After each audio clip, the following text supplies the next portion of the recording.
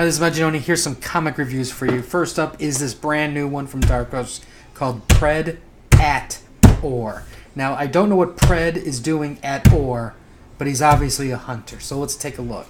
Now, first of all, my first thought was this is a blatant ripoff of 20th Century Fox's movie Predator.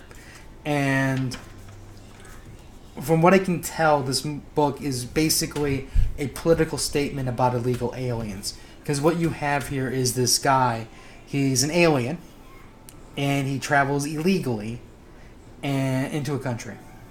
And he's obviously a very, very bad person because he is killing people. You know, maybe that kind of behavior is acceptable in his country, but not here. This is bad. And he needs to be sent back home.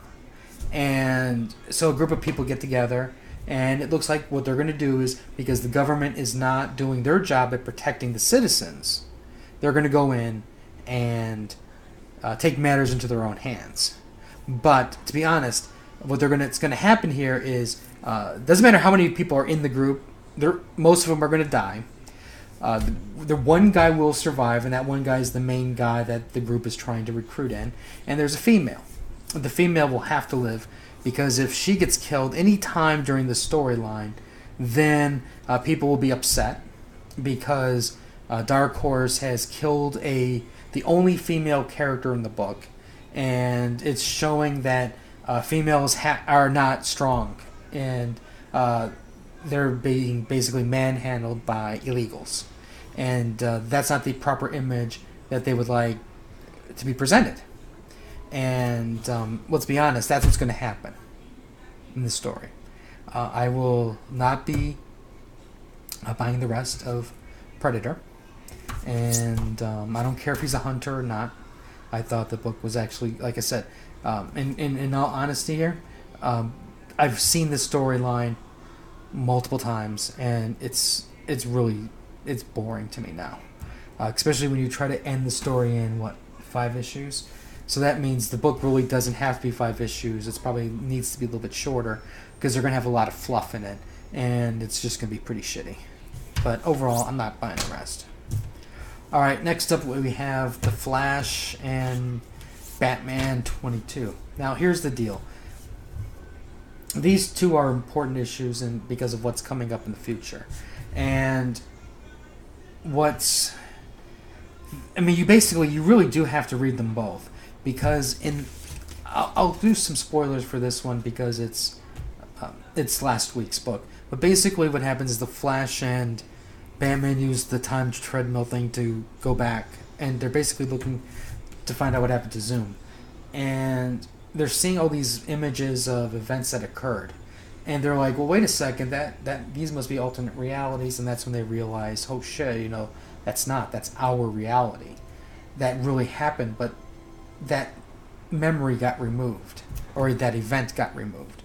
And between these two issues, we learn that the Flashpoint universe is actually supposed to be DC's true universe. And Flash is like, oh my god, all of this is my fault. And Batman's like, no, because there's somebody who was manipulating something longer before you, so it would have happened regardless. And the key thing here is they're basically saying somebody is waiting to attack. And that's obviously the Watchmen part of it. Or at least something that's connected to the Watchmen. But overall, I thought that both of these books were great. Unfortunately, Batman, only gets to speak to his father for a brief period of time, and he's got to go back home.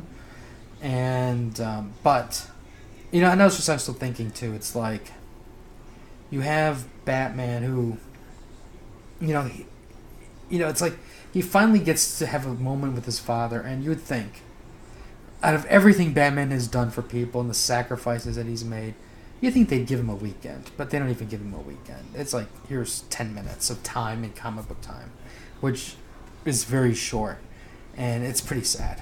But overall, I did like it.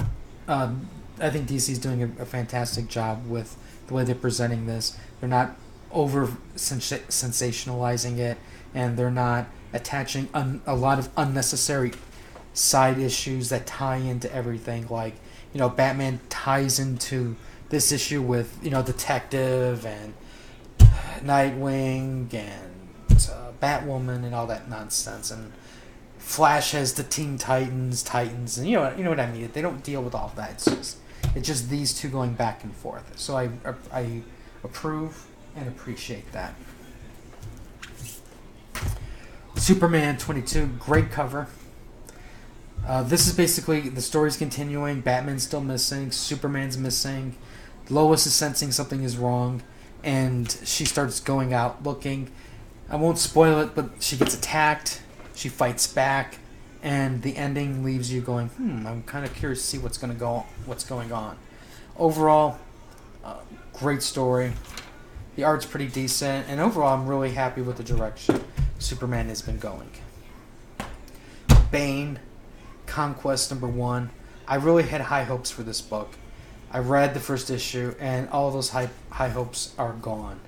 I was just thinking to myself that this is just, it's not as fun of a book I thought it was going to be.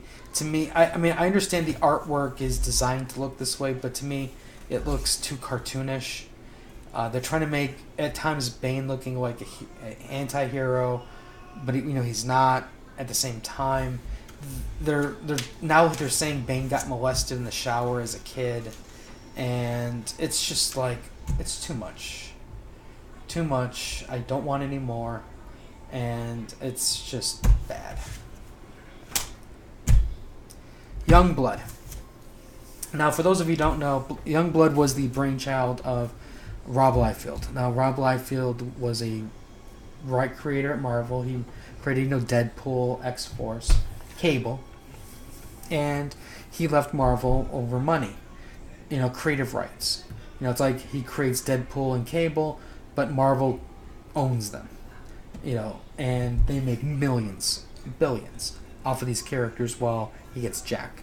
So him and a bunch of other creators left for him Image, and his first title was Youngblood. Now, imagine Youngblood. Rob was the extreme creator. So imagine the Avengers with guns, arrows, and they were extreme. Like muscles were extreme, waistlines were extreme. If it's a woman, they're extremely narrow, to the point of it would be impossible to stand. Breasts were abnormally huge. They were all like angry faced. If they smoked a cigar, they basically bit off the cigar every time. The guns were so extreme, it would be impossible to use. It was just everything extreme. And there's a picture of Captain America. You can Google Rob Liefeld Captain America, and you'll know what I'm talking about.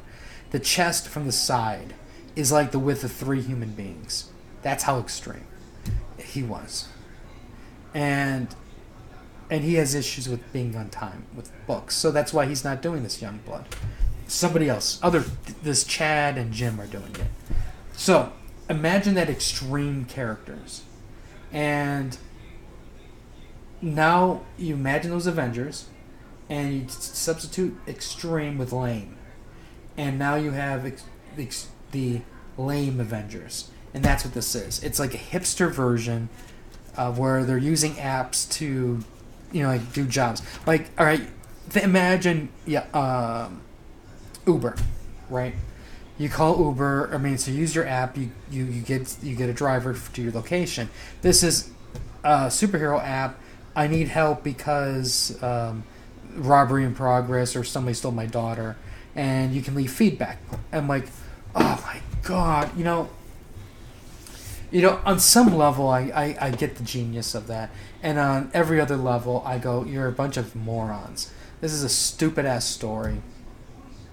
It's like, they're trying to be clever. And who would use what superhero would use an app to take a job? Because the supervillain will just call them to the spot and assassinate them. That's what I think of this stupid-ass book. Holy shit. Why did I even buy it? Why? This angers me. That shitty book.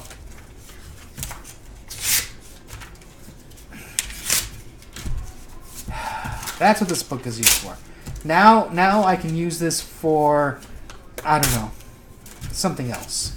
It's now more. This pile is more useful to me now than this book was. Oh, shit! God damn, that story is fucking stupid. Anyways, that's it for today. I can't talk anymore. I was gonna talk about Walking Dead, but I can't. And I have a trade too, and I can't even talk about the trade. This angers me. So anyways, let me know what you guys bought, what you didn't like. Tell me how shitty this stupid idea was. We'll have more stuff later. Like, share. And until next time.